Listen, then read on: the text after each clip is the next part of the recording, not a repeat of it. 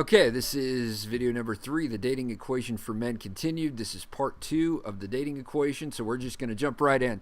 So at the end of the previous video, I introduced to you 2 key concepts that I'd like for you to understand, right? Number 1, understanding the alpha beta behaviors and decision making, and number 2, overcoming speed and volume because of the negative effects of being panicky and overly direct. In other words, as we look at point number 4, which is do it again, add chocolate, inherently what I'm saying is that you are going to have to help her discover what it is that she wants. Your woman may not like chocolate, but she may like monster trucks, or she may be a gamer. Who knows? You have to discover it. In the land of women, right, what you'll find is that things change, and you'll have to change with it, right, as things come across her path. This is important for the second half of the dating equation. The first 4 points of the dating equation focus on your posture toward her. The second part of the equation has to do with motives. One of the reasons that I absolutely hate the player manipulation bad guy crap out there is because long-term gratification is not about getting. It's not about you. Long-term satisfaction in life is about giving, right? That scripture verse still holds true today. It is more blessed to give than receive. It is more blessed to give than receive. And I love that this verse is actually proved by the social sciences, right? To recap on the dating equation, let's review. Number 1, do massive investigative research on what makes her feel special. Remember, good actionable knowledge, right? Number 2, do it. Take action. Not that complicated. Number 3, do it again. It's not rocket science. Keep doing the right things over and over. Number 4, do it again, add chocolate. Help her discover what she wants. Learn to understand the decision-making world of a woman. Let's continue on with the dating equation. Asterisk number 1, get rid of fear. What I'm about to tell you is a little controversial because this is one of the reasons so many dating courses, coaches, and counselors get it all wrong. There's a predominant mindset that coaches and counselors need to fix you before you get into the ball game. Wrong. And let me tell you why they're wrong. It's only by getting in the ball game and playing that you're going to discover that you may have junk or fears or things that you need to work through, like some of us have, right? In other words, counselors will tell you that they need to see you 8 sessions before you should date, live your life, whatever. I understand that what they're saying, but to another degree, I really don't. You need to live life, right? You're free. You're free to go ask a girl out right now. And this course is designed to meet you exactly where you are, no more or no less, right? Which leads me, number 1, asterisk number 1, get rid of fear. Notice that I didn't put this at the beginning of the equation. I put this at the end because believe me, when you like a girl and you're in a committed relationship, you're going to have fear that comes up, right? You're going to have things that you need to work through. It's a matter of how you deal with it that determines your success, right? As one of my mentors likes to say, the dogs of doom lie at the doorway of your destiny. You can apply this to all of life, but if you attempt to do anything great and have a great relationship, it will require that you work through a legitimate amount of fear. Remember how I told you that I have a background in teaching extensively on emotional intelligence. Trust me on this. Intense emotions can cause people to do a lot of stupid things and thus sabotage the possibility of a great relationship.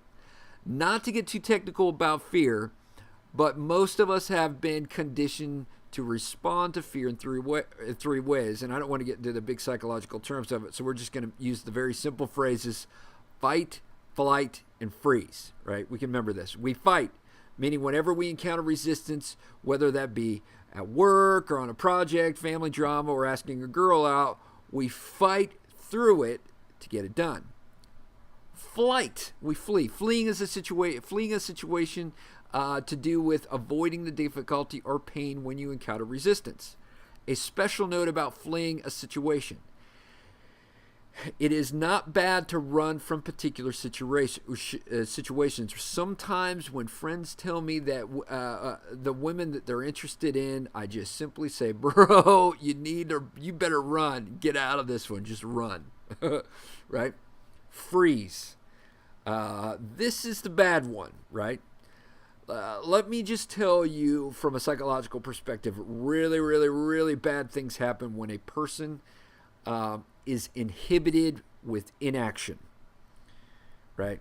If my future daughter is in potential danger from being harmed by another man, I'm going to teach her to beat, kick, scream, bite, hit, or whatever she can do to avoid that trauma. I'm going to teach her to fight, or I'm going to teach her to run.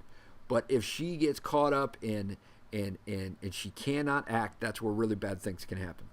The same holds true for dating. Even if you make a mistake, which we all do, right? Many of us have mistakes. In fact, I would say 95% of you have made a mistake with a woman, listening to this. You're going to need an actionable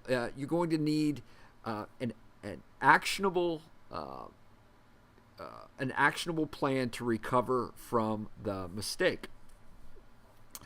When I was pursuing and dating Angie, I had a few major fears that I needed to work through. Angie is very attractive and had a number of men pursue her. When I was pursuing her, she had about 2 or 3 guys that were constantly after her. Right? And as we moved into the dating relationship, she was honest with me, and she told me about these guys that would stop by her office just to say hello. Air quotes. You can't see it, but I got hello in air quotes, right? And as I would have these fears that maybe once she gets to know me, that she would like one of these guys better than me.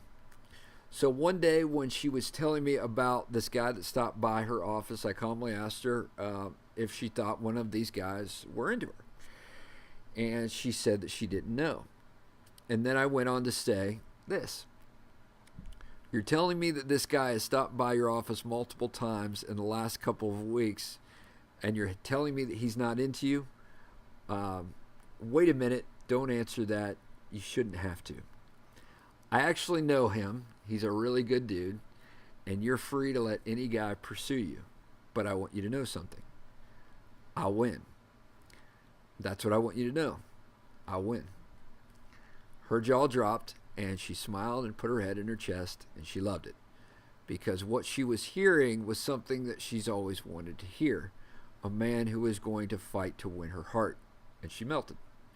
So let's take a moment and talk about what I was facing and how internally I chose to handle this situation. I had the fear that she might end up liking one of these other guys better than me. And let me tell you, the fear underneath that statement is it was a fear that I'm not good enough, right? It was actually a lie, right? It was a lie that I'm not good enough. So I needed to ask a very important question. With this fear, who determines my value and what criteria is she using, right? Pause the video if you need to for a moment, take a shot and write down your answer, right? So I'm going to state this, then I want you to pause it. With this fear, who determines my value, right? And what criteria is she using? So pause the video and write down your answer. Okay, we're back. That's right. I have now put Angie as the person who determines my value, and I have then placed my value in comparison to those other guys. That's a losing battle right there, y'all. It's a recipe for disaster. Never give your determinate value to another woman or another person, especially in the beginning of the dating process. This will mess things up. And never let your actions determine your values. Because we've all made mistakes. If we let our actions determine values, then we're going to have diminished value. Angie was in the process of discovering my value. She didn't fully know it. And I had created a plan to put my best foot forward to show her through my actions just how valuable I was. Now, if she couldn't see it, it would have been her loss. And I really, really mean that, right? And this isn't arrogance. I just simply believe it to be true. Because if you let fear drive you, your inevitable actions are going to be inaction, aggression, blame, or any other behavior that deteriorates a relationship. It will cause you incredible problems if you don't have the tools to get through to the right mindset. In the next module, we're going to give you just that. So I will see you soon. We will see you in the next video. Bam, bam, bam. See ya.